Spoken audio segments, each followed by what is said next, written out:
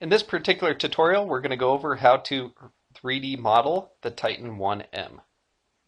First, let's take a look at our blueprint and see what we are working with. The very first thing that we're going to be looking at is sheet number 1. On sheet number 1, it has our basic shape of a rectangle. Our rectangle has a height of 1 inch 900 thousandths by 4 inches, and all 4 corners will have a radius of 10 thousandths of an inch. After we have our rectangle, we are actually going to extrude this rectangle 750 thousandths. Moving on to sheet number 2, we have some locations for our bolt holes. These bolt holes will actually be tapped for threads, so a bolt can actually thread into it. And then lastly, we have sheet number 3. Sheet number 3 has this irregular shaped pocket going around it. And then it also has this notch on here. So let's jump into Fusion 360 and recreate this part. I'm over here in Fusion 360 now. As I mentioned before, we're on sheet number 1. The basic shape of our part is a rectangle. So I'm going to go R on the keyboard. As soon as I go to making a rectangle, we see these lines appear and these squares appear. These multicolored lines are actually called a triad. These represent our X, Y, and Z axis. In addition to that, we also have these squares. These squares represent the planes that we can sketch onto. And if we orbit our part around, you can actually see our view cube in the upper right hand corner here starting to change. So for example, if I want to click on this plane, that plane represents the top of our part. So let's click on that now.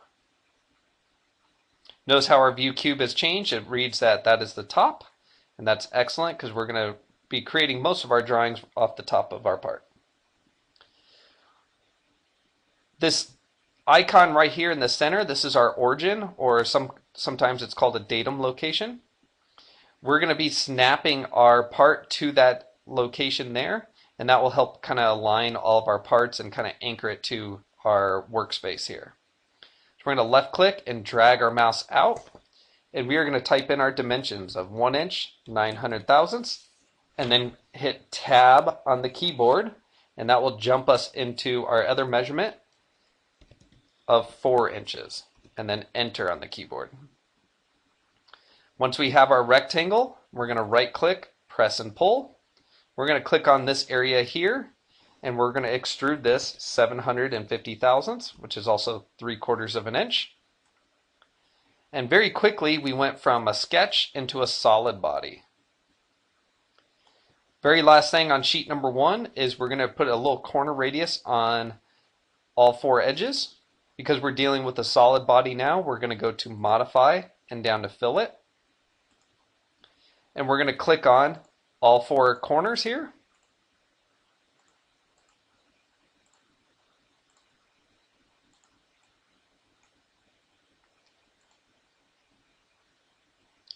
And notice in our pop-up window it says we have 4 edges selected. This is a good way to double check your work. And we're going to type in our dimension here of 10 thousandths and then press enter. So now if you zoom in, you'll notice that we have a little corner radius, and it should be on all 4 corners. Be mindful that you only clicked on the vertical lines. If you clicked on some of these other lines, you'll get a corner radius in a location you do not want it to be at. Moving on to sheet number 2. Sheet number 2 is going to give us the locations of our bolt holes.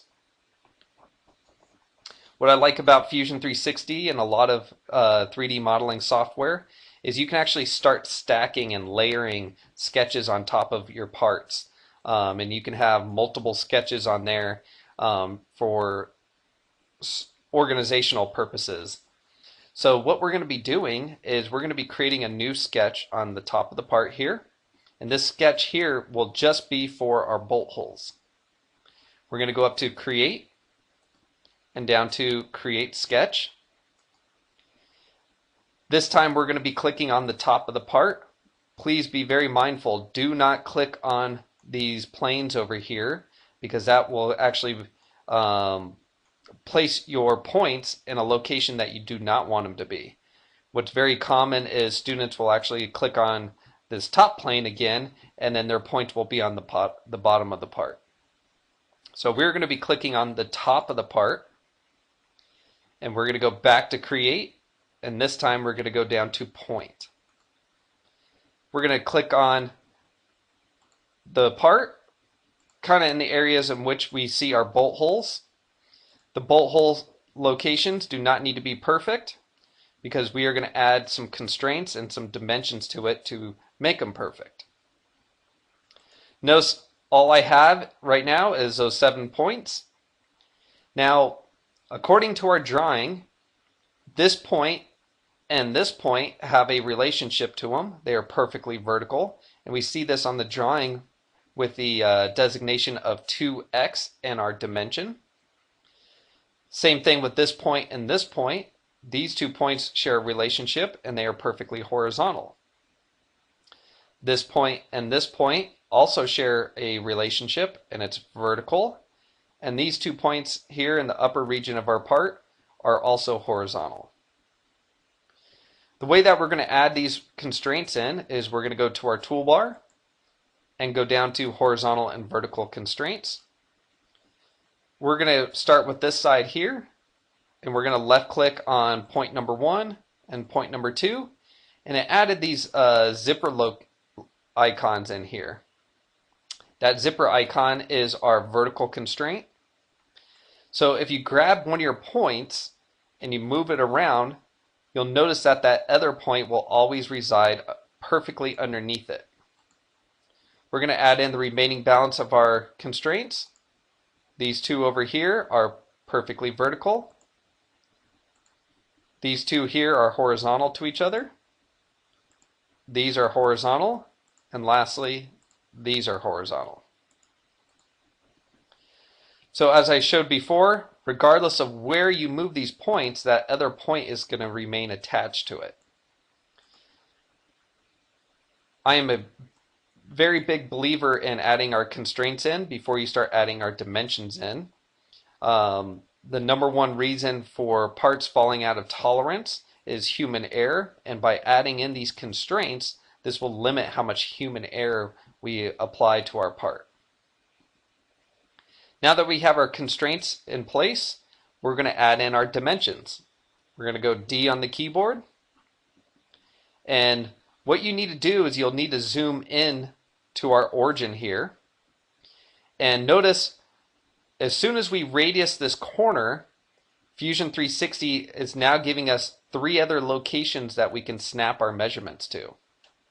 So notice we have our 2 endpoints of the arc, and we also have the radius of the arc here. If you click on any 3 of these points here, that will give you an inaccurate measurement on your part, so please be very mindful of that. The location that we do want to reference off of is our origin here. So make sure you are clicking on the origin every single time. We're going to click on the origin, and we're going to go to our point number 1 and drag our mouse up. And we are going to type in our measurement of 150 thousandths and then enter. We're going to repeat this, going over to point number 2. Dragging our mouse up, 1 inch, 150 thousandths, enter. Moving on to point number 3, again, always referencing off of that origin. Point number 3 is going to be 2 inches, enter. Point number 4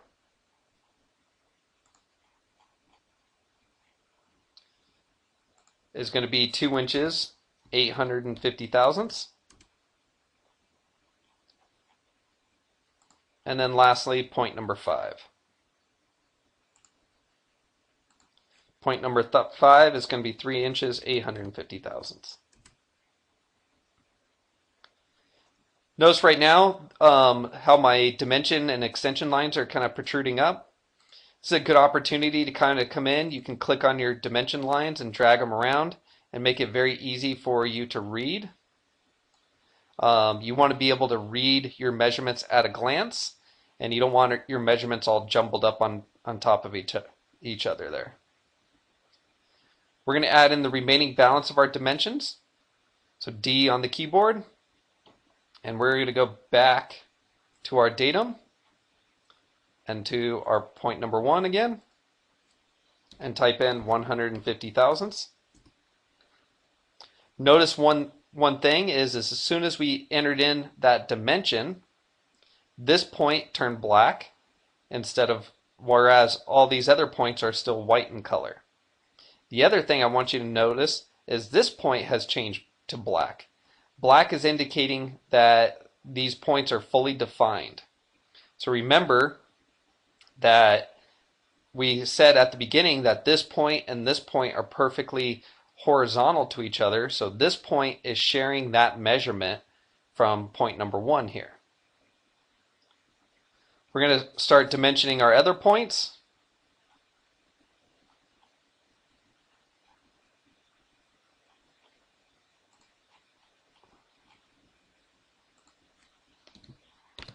This point is at 300 thousandths. Notice the corresponding point over here has also changed black. We're going to be measuring the middle point here. This one is at 1 inch 215 thousandths. And then lastly, the points on the bottom.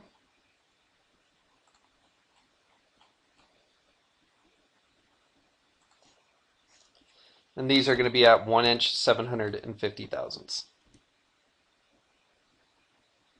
Now that we have our points all laid out, we're going to change these points into tapped holes. We're going to go up to our toolbar and hit Finish Sketch. We can always come back to this sketch and alter it if need be. So if you made a mistake, you can always come into your browser window and you can come down to sketch number 2, right click, and then go back to Edit Sketch. And you can come in and edit your measurements if need be. Now we're going to go to Create and down to Hole, or H on the keyboard. Fusion 360 is asking what locations do you want to create as a hole? Well, we want all these points that we just laid out to be our hole locations. So you're going to click on all 7 points.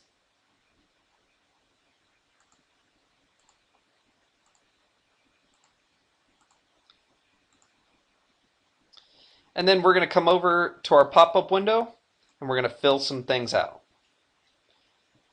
The hole type, we're going to go to countersink because we want to break the top edge of our thread here with a little bit of a chamfer.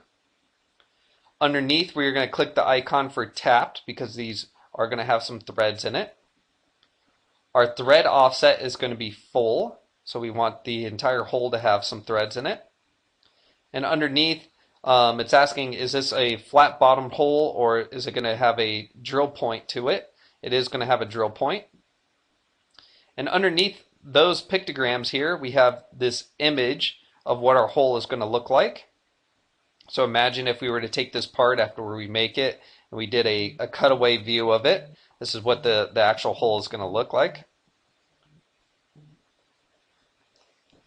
So notice we have some edit windows, and these edit windows are referencing off some of the geometry here. The depth of our hole, according to our print, is 380 thousandths.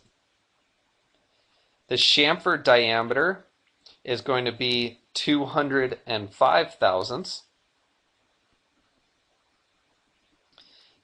The included angle for our chamfer is 90 degrees. And then down here where it says size, we're going to change that to pound number 10 or 190 thousandths. Our designation is going to be 1032 unified fine. And we are going to be using class 2B threads, which is a mid-fit thread. Now underneath here, we have this modeled box. If you were to check this box, Fusion 360 will actually create like a helical feature in each one of these holes representing our threads. This is very important, especially if you want to 3D print these parts. However, by modeling the threads, it uses a lot more memory space in Fusion 360. Otherwise, Fusion 360 will actually put like an image of threads in there. After you fill out all this information, you're going to press OK. And now we can zoom into our threads, and we'll see, like as I mentioned before, an image of threads with a little bit of a chamfer going around it for our countersink.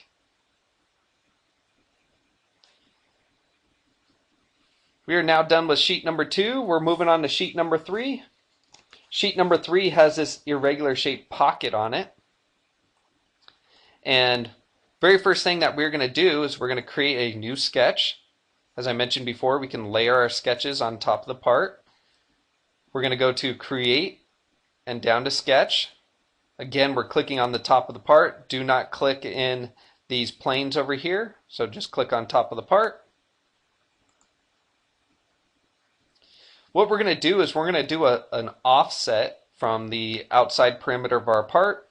And we're going to offset our line, our rectangle inward 300 thousandths. So we're going to go O on the keyboard. We're going to click on the outside perimeter. And we have these blue arrows giving some direction. And we're going to drag that in. And notice our edit window here is got a negative sign in it. So we're going to type our measurement as negative 300 thousandths. And then enter. The next feature that we're going to do is the circular feature that is concentric to these bolt holes. So we're going to go C on the keyboard for circle. I'm going to zoom into this bolt hole here. And if you look really closely, we have this blue circle that appears. That is a concentric constraint. So what that means is the center of our circle is going to be perfectly centered to our bolt hole. I'm going to left click and drag our mouse. The dimension of our circle is 313 thousandths. However, that's a radial measurement. We want a diameter measurement. So we're going to add in a formula. We're going to multiply that by 2 and then hit enter. And Fusion 360 automatically does the math for us. We're going to repeat that over here, making sure that we're going perfectly concentric.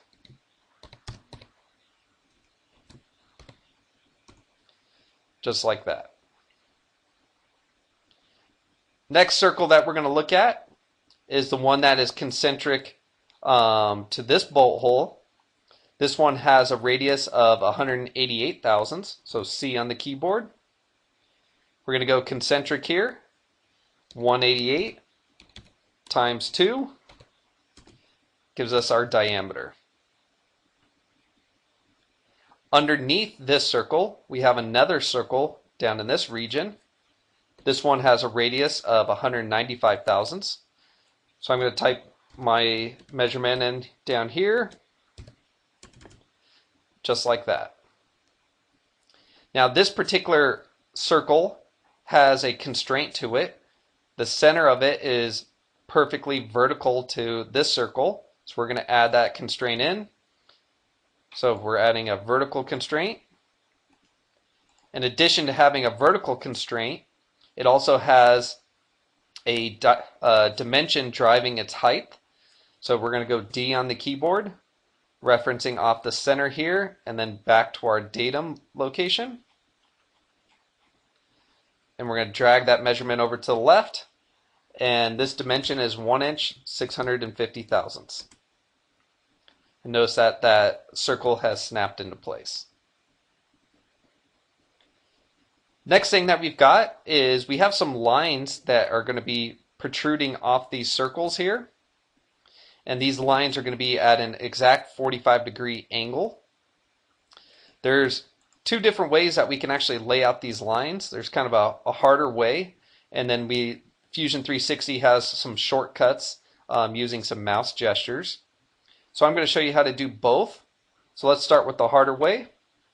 We're going to go L on the keyboard for line. And all I'm going to do is I'm just going to draw a line just an arbitrary length at an arbitrary angle right up here. Well, I want this line to be tangent to our circle here. So I'm going to go up to my constraints and go down to tangent. I'm going to click on the line. Make sure you're clicking on the line and not the endpoints. So I'm going to click on the line, and then I'm going to click on the outside perimeter of our circle.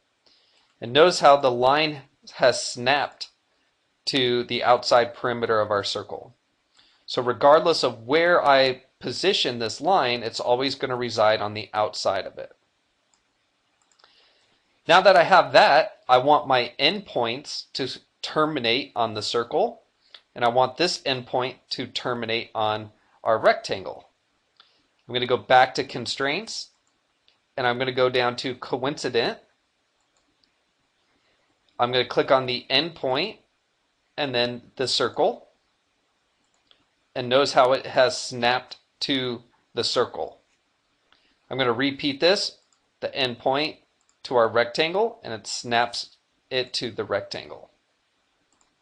So regardless of where I move my line, those endpoints are always going to terminate on the circle and then also on the rectangle. Lastly, there's an angle between the rectangle and this line. We're going to add that in by D on the keyboard. We're going to click on the line and then our rectangle and drag our mouse in between those two lines, and that will give us an angular measurement. This angle is 45 degrees, and then press enter.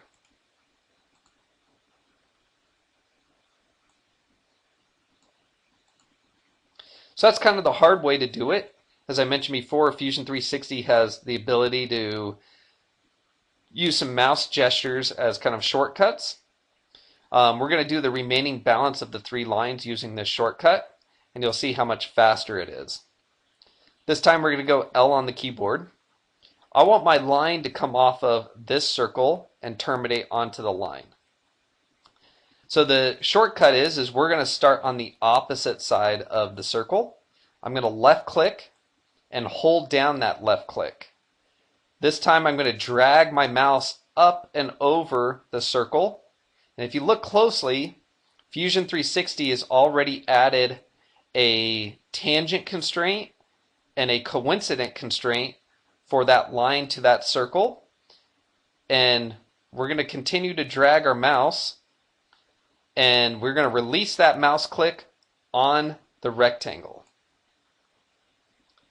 So just like that, Fusion 360 has added in our tangent constraint, our coincident constraint, and then another coincident constraint.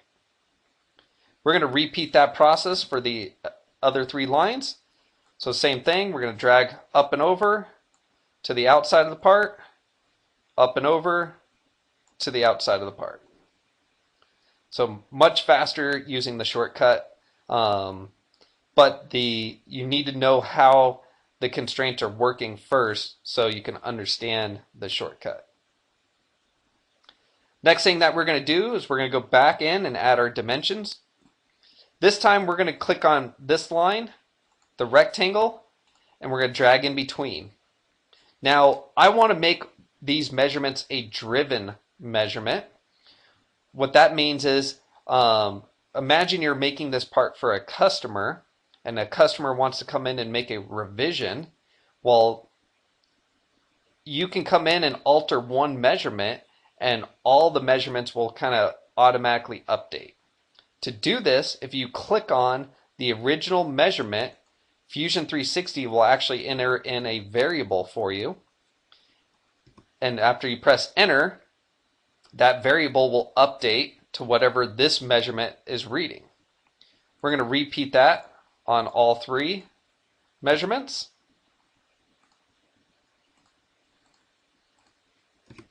Just like that. Now the importance of this is, as I mentioned, imagine if I had a customer that wanted to come in and revise this part. They said that they want this angle to change from 45 degrees to 30 degrees.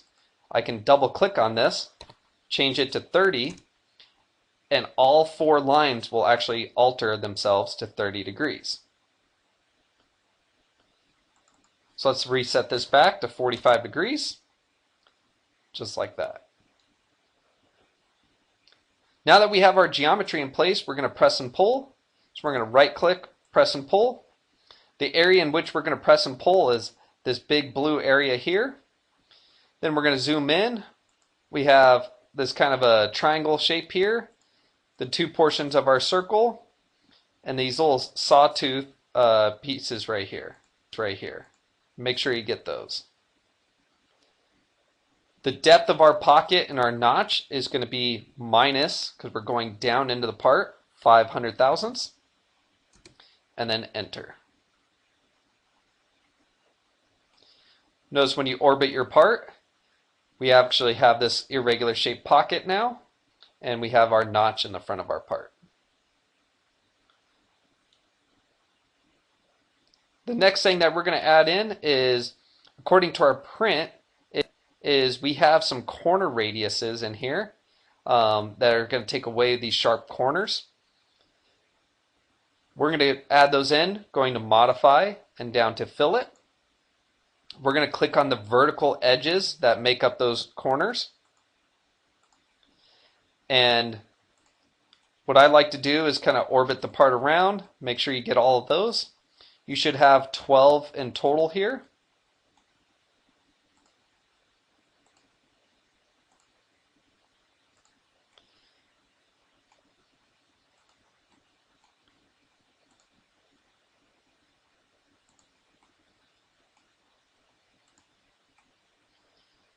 And notice in our pop-up window it says there's 12. Make sure yours actually says 12 also. And our dimensions are going to be 195 thousandths.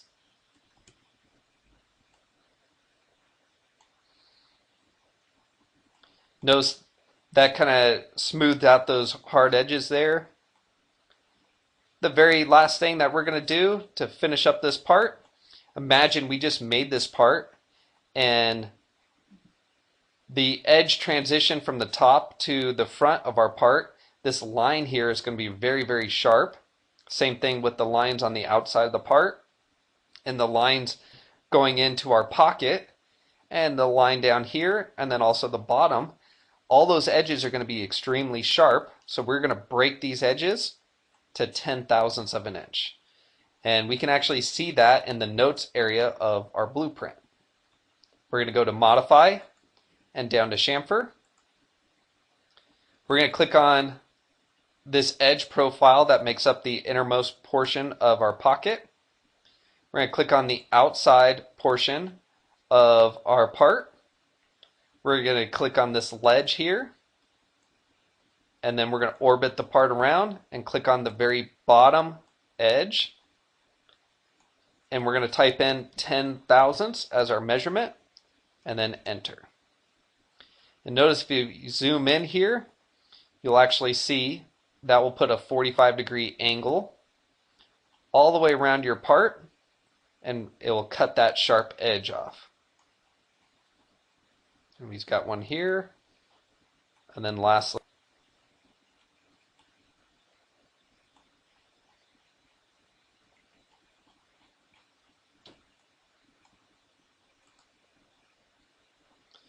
so this is a good opportunity. Double check your part. Make sure it looks like the isometric view on the blueprint. Make sure you have all your measurements in place.